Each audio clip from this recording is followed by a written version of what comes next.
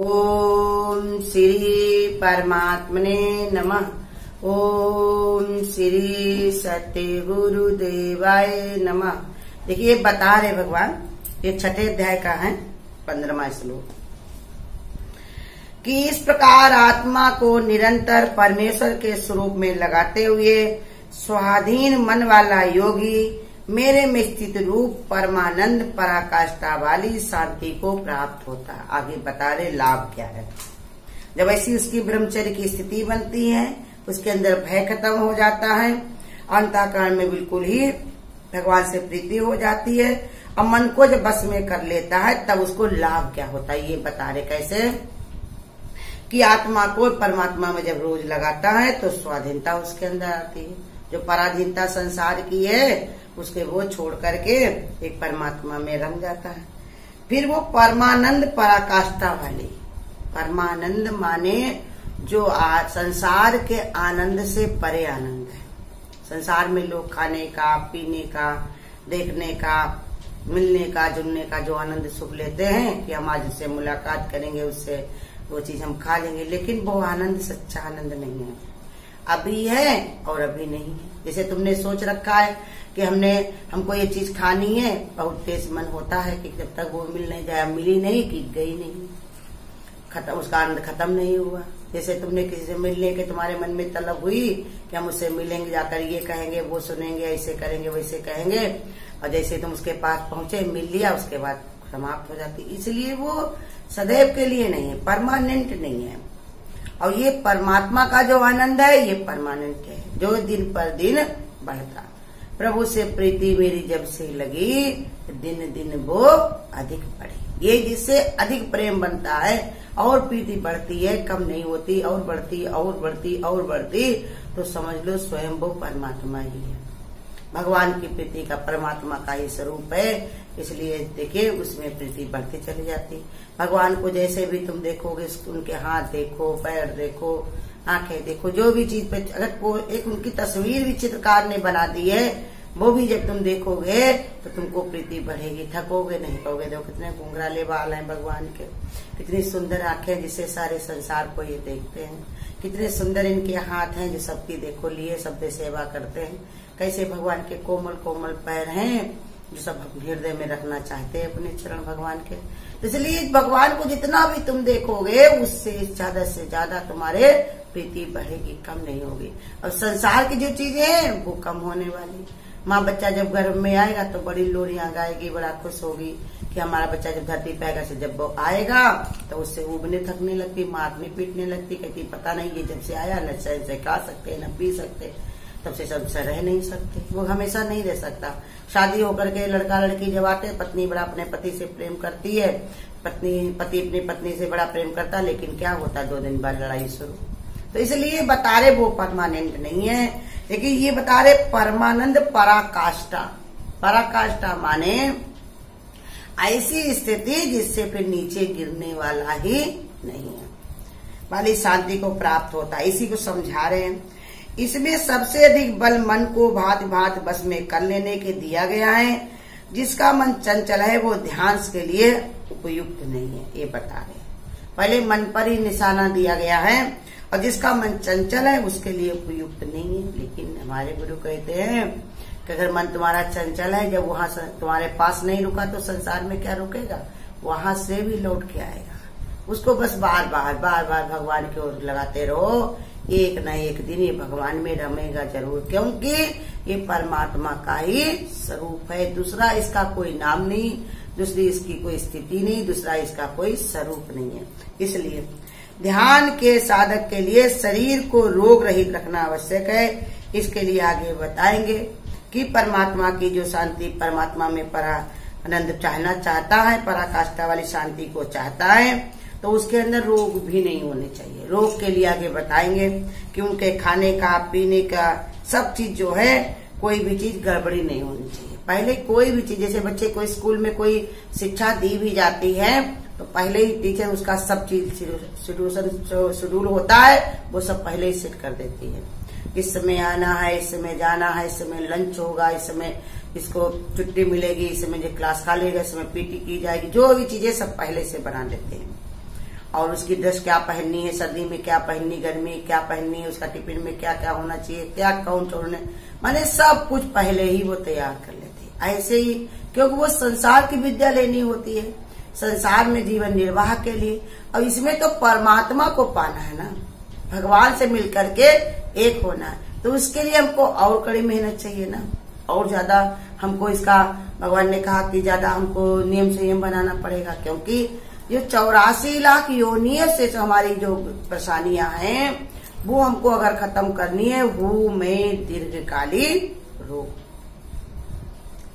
इसी रोग से हम ग्रसित हैं जो हमारे अंदर हुंकार भरी हुई है, मैं भी कुछ हूँ, कहीं न कहीं कोई कोई गड़बड़ी हमसे होती है, उसी के कारण हमको बार बार संसार में आना पड़ता है।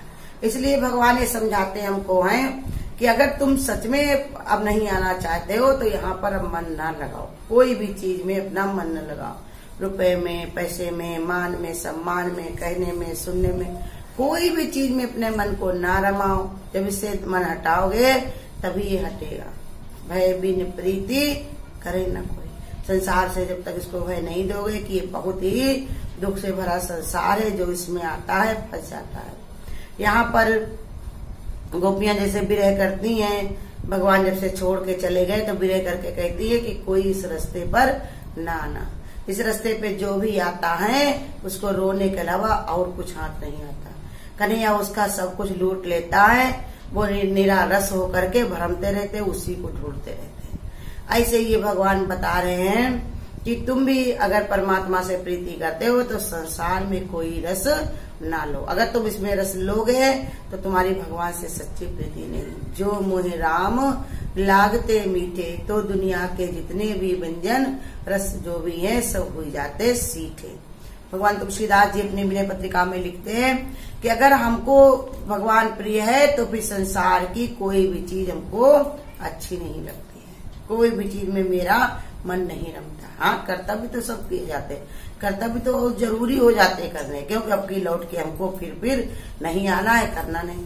लेकिन कर्तव्य करने में भी हमारा मन नहीं रहता है, क्योंकि उसमें पहले ही मन हम अपना न्यारा कर लेते, क्योंकि उसका जो मजा है, जो उसके अंदर जो उत्साह है, वो सब हमारे अंदर खत्म हो जाता है। क्योंकि हम जान गए कि यहाँ पर ये कर्तव्य तो हो रहा है, लेकिन ये कर्तव्य में जो विषय पड़ा हुआ है वो हमको समझ में आता कि जितने भी कार्य हैं सब दुख के हेतु हैं। संसार को नहीं पता है तो आजे बाजे बजा बजा के सब कार्य में रमता है, लेकिन भगवान के भक्त को देखो ये सब पता रहता है तो कहता है खाली निपटा दो, जैसे भी हो जाए कर दो।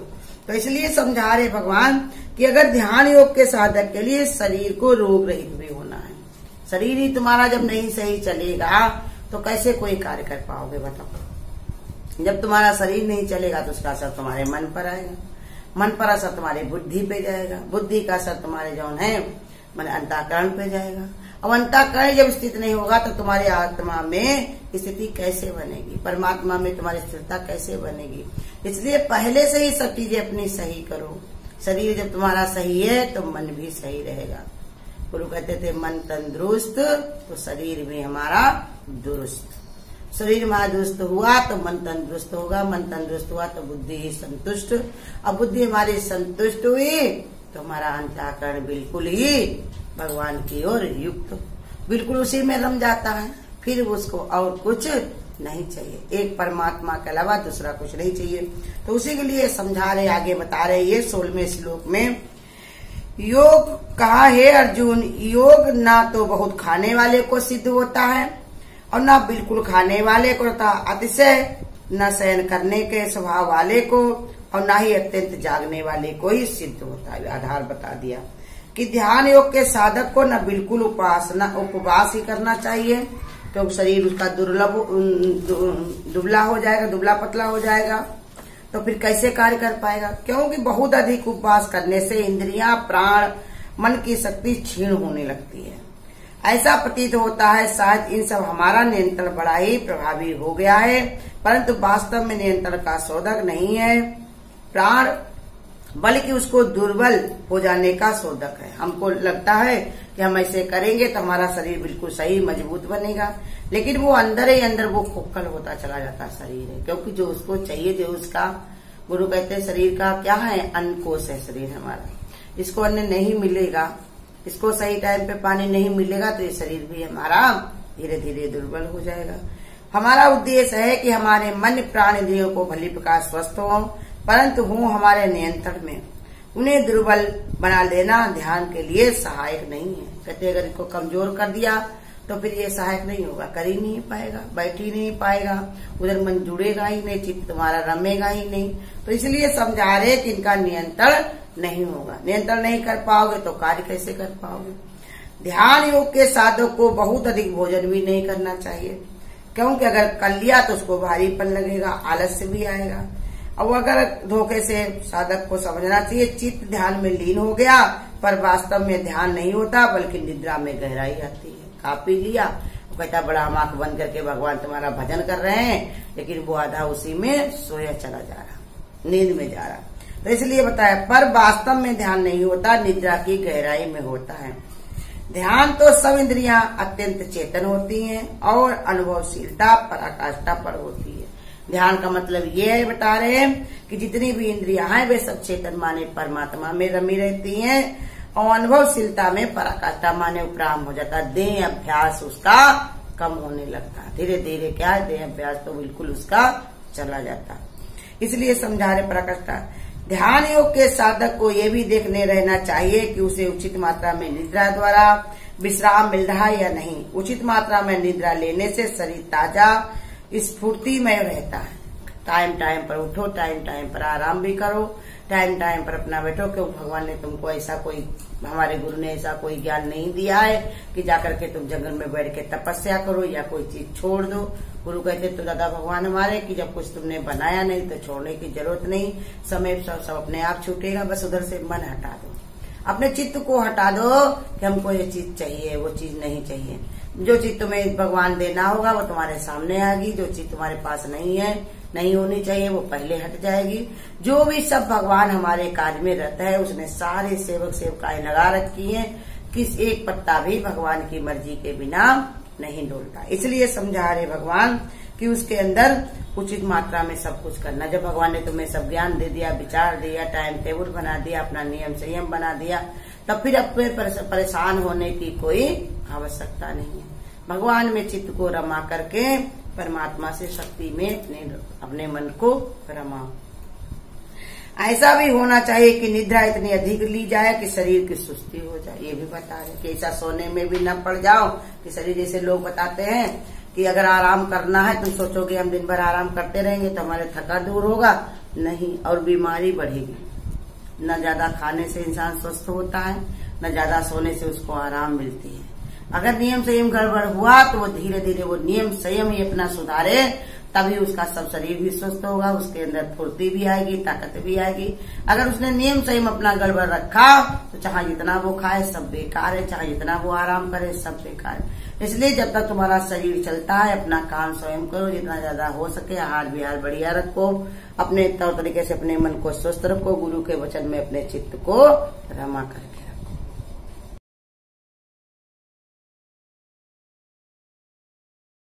तू प्यार करे या ठुकराए, हम तो हैं तेरे दीवानों में। तू प्यार करे या ठुकराए, हम तो हैं तेरे दीवानों में। चाहे तू मुझे अपना न बना, पर समझना अब बेगानों में। चाहे तू मुझे अपना ना बना, पर समझना अब बेगानों में। तू प्यार करे या ठुकराए, तू प्यार करे या ठुकराए। मरते हैं मरने में हमें इनकार नहीं, जीते हैं मगर एक हसरत में। मरने से हमें इनकार नहीं, जीते हैं मगर एक हसरत में, भूले से हमारा नाम कभी आ जाए तेरे अफसानों में, भूले से हमारा नाम कभी आ जाए तेरे अफसानों में, तू प्यार करे या ठुकराए, हम तो हैं तेरे दीवानों में, तू प्यार करे या ठुकराए। मिटते हैं मगर हौले हौले, जलते हैं मगर एक बार सनम, मिटते हैं मगर हौले हौले, जलते हैं मगर एक बार सनम। हम सम्मा का सीना रखते हैं, रहते हैं मगर परवानों में, हम सम्मा का सीना रखते हैं, रहते हैं मगर परवानों में, तू प्यार करे या ठुकराए, हम तो हैं तेरे दीवानों में, तू प्यार करे या ठुकराए। तेरे दर पर सतगुरु आ बैठे, हसरत है यहीं पर रहने की, तेरे दर पे सतगुरु आ बैठे, हसरत है यहीं अब रहने की। चाहे तू मुझे साथ लेके न चल, पर छोड़ नहीं भवसागर में, चाहे तू मुझे साथ लेके न चल, पर छोड़ नहीं भवसागर में, तू प्यार करे या ठुकराए, हम तो हैं तेरे दीवानों में, चाहे तू मुझे अपना ना बना, लेकिन समझ ना अब बेगानों में, तू प्यार करे या ठुकराए, तू प्यार करे या ठुकराए। हरि ओम। अगर आपको आज की वीडियो अच्छी लगी हो तो वीडियो को लाइक और शेयर करना ना भूलें। आगे की वीडियोस देखने के लिए चैनल को सब्सक्राइब करें और नोटिफिकेशन